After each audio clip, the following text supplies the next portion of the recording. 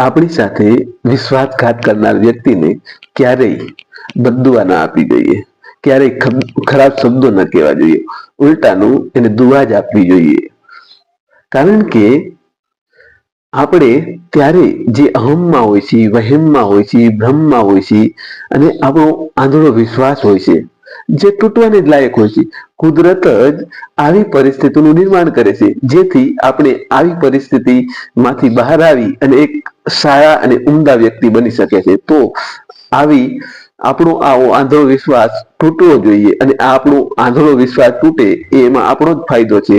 માટે કુદરતે જ આવી પરિસ્થિતિનું નિર્માણ કર્યું હોય છે.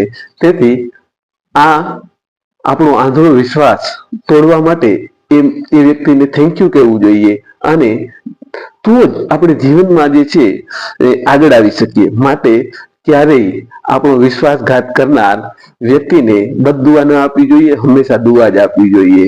Thank you.